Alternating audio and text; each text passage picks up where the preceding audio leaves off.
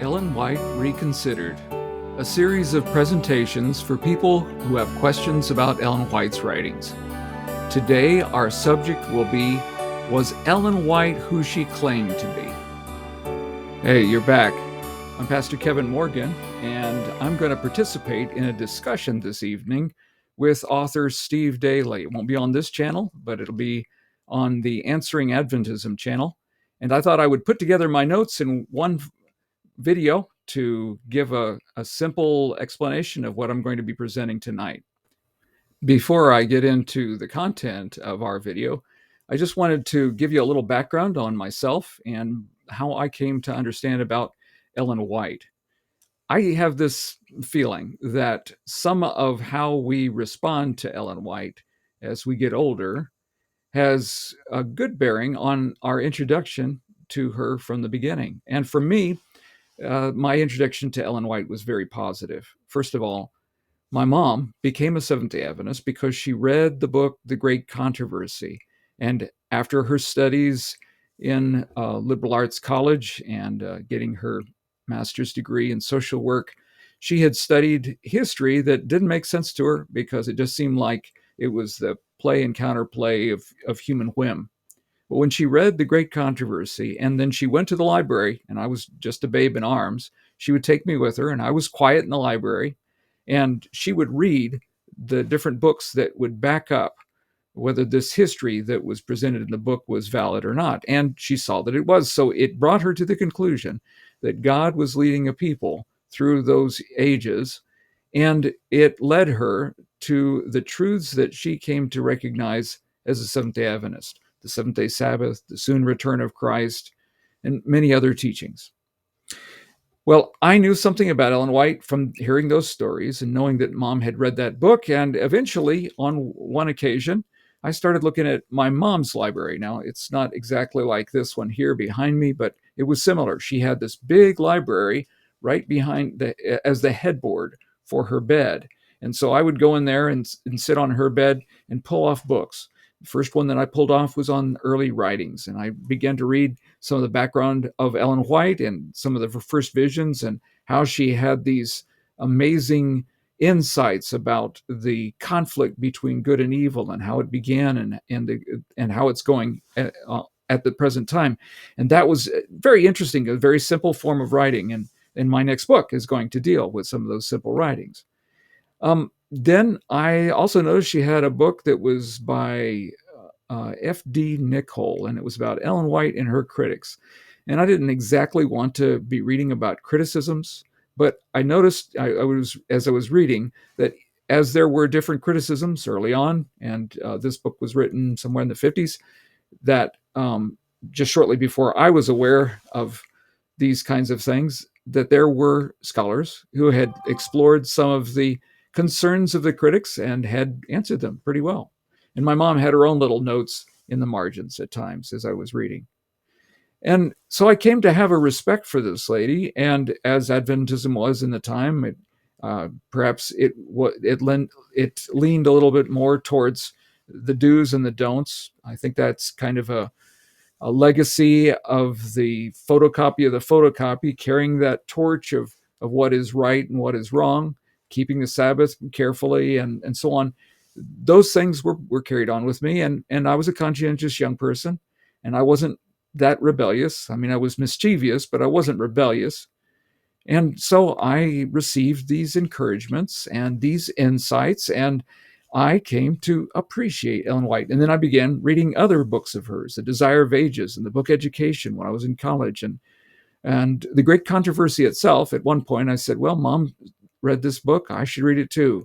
And I was a little puzzled because my first reading of the book was of her writings were the simple writings of her early writings. And these were historical writings. But what struck me the most was that it was verse after verse of scripture showing how that those prophecies would be fulfilled, and also the principles of the scriptures. And so I just loved it. And when I read The Desire of Ages, of course, I fell in love with Jesus, seeing that picture. It wasn't my first reading on the life of Christ. I had read on the life of Christ as a young person, and there was a version that was called The Man Jesus that combined all of his the stories of his life in one single continuous story, and I loved it. And I did read the New Testament. I had a layman's parallel as a young person, and I would compare the more dynamic translations with the King James and other more standard literal kinds of translations. So in this whole mix, Ellen White was a person of respect, and um, I wasn't challenged by her. I wasn't worried by her. She didn't seem to me to be a bothersome person, and I think for some people she was, or that she was a crackpot because they didn't understand some of her counsels, which maybe we can get into in the future. But those were the impressions that I had, and so I had a positive view of her.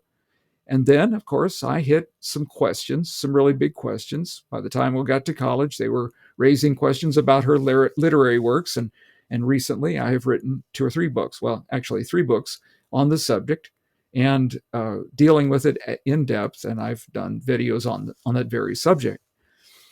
Well, now I was introduced to Steve Daly's book, and at first I didn't pay it much attention until a friend said, "It's gaining some traction. You should look into it."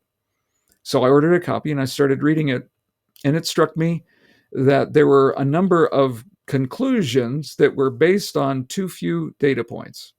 And because I was studying those things, I could see them. I could see some of them, but not all of them.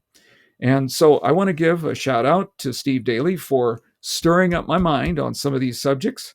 It led me to look very carefully at the writings of the Millerites immediately after the Great Disappointment on some of the issues that we're going to talk about today. I transcribed a number of the articles that were not transcribed before and edited others, that some that are online, but comparing them with the original facsimiles, I could see a few, like a line accidentally got left out or some words were substituted and that sort of thing. So I've been editing it and looking forward to getting the last ones that are available and putting it together and uploading it to the internet. But I learned some things about that year, 1845. And so we'll talk about that a little bit. And another thing I want to give a shout out to Steve for is in the back of the book, the way that he has done his endnotes makes it so very convenient. And I know that a lot of times when you do the endnotes, they attach it to a chapter. So you've got several numbers for one, and then it starts over for the next chapter. But it's a whole lot easier the way he has done it. And so I do appreciate that. So you can look it up and you can check out the historical sources. All right, now let's get into our presentation. So the first question is, did Ellen White ever embrace the 7-year theory? Let's listen to how Daly mentions this. But for our purposes in this chapter, Bates was also responsible for convincing James and Ellen White to embrace the 7-year theory, which would once again set a date for the end of the world, this time on October 22nd, 1851. Steve Daly, Ellen G. White, A Psychobiography, page 50. This is one of several instances in which Steve Daly calls attention to the 7-year theory, which he posits as something that was brought up by Bates and that was affirmed by Ellen White's prophecies and by James White as well. So let's take a look at the evidence. Does it support the assertion that Ellen White supported the 7-year theory, believing that Jesus would come in October of 1851? Douglas Morgan, professor of history at Washington Adventist University, tells us this. Bates' contemplation of the details of the sanctuary service and Day of Atonement led him to a momentous conclusion. The pre-Advent judgment that began in October 1844 would last 7 years, and thus, in October 1851, Jesus will be gathering in the harvest with his sickle on the white cloud. He made his case in an explanation of the typical and antitypical sanctuary, a 16-page pamphlet published in March 1850, the last of the 7 works he issued from New Bedford starting in 1846. Both Ellen and James White sharply opposed this claim. With excitement about it rising among the believers, Ellen wrote in the Review and Herald Extra, published July 21, 1851, that the third angel's message should not be hung on time, for time will never be a test again. The passage of time itself would have overthrown Bates's position, but he apparently ceased promoting his theory before that happened. After Ellen's article in July and another repudiation from James in August, interest died down, with no buildup of anticipation heading into October. So Morgan's conclusion is that neither Ellen White nor James White supported the 7-year theory. Well, let's look at the evidence. Did Ellen White confirm anything of the sort? Here are Ellen White's statements when there were some dates that were being set in 1845 and then 1850. Different times were set for the Lord to come and were urged upon the brethren. But the Lord showed me that they would pass by, for the time of trouble must come before the coming of Christ, and that every time that was set and passed would only weaken the faith of God's people. Spring 1845, Ellen G. White, Experience and Views, page 7. I saw that God had not made a test of time since 1844, and that time never again will be a test. Ellen G. White, Manuscript 15, 1850, October 23rd. The Lord showed me that the message must go, and that it must never be hung on time, for time never will be a test again. Ellen G. White, Manuscript 1, 1851, June 21st. So not just once, but 3 different times, 45, 50, 51, did she say that time would never be a test. So what about James White? What did he say about this theory? It is well known that some of the brethren have been teaching that the great work of salvation for the remnant, through the intercession of our great high priest, would close in 7 years from the termination of the 2,300 days, in the autumn of 1844. Some who have thus taught we esteem very highly, and love fervently, as brethren, and we feel that it becomes us to be slow to say anything to hurt their feelings, yet we cannot refrain from giving some reasons why we do not receive the time. 1. The proof presented has not been sufficient. 2. The message of the third angel does not hang on time. 3. We are now emphatically in the waiting time, in the time of the patience of the saints. James White, Review and Herald, August 19, 1851, page 13. In light of the statements of Ellen White and James White, we then ask the question, did Ellen White set dates for Christ's return? Steve Daly thinks that she did. It is striking to see how she evades mentioning Miller or his meetings, to say nothing of the biggest issue, which was the time setting or date setting for the second coming, which Jesus himself specifically warned against. Mark 13:32. Steve Daly, A Psychobiography, page 21. Okay, so let's consider the question. What is the evidence? First, we do know that she accepted the dates for the spring of 1843 and the fall of 1844, but she wasn't the one who set those dates, so that wasn't her doing. Her statements about the nearness of Christ's return referenced no date. She did believe it was soon, but she would give no date. In the spring of 1845, she said that time setters would be disappointed, and she was accused of delaying the Lord's return because of it. So she dismissed their setting of a date in the spring of 45 and later in 45. And lastly, she received a vision that declared that the predicted October 1844 date would pass. And she received a vision that time would never again be a test in 1851, June.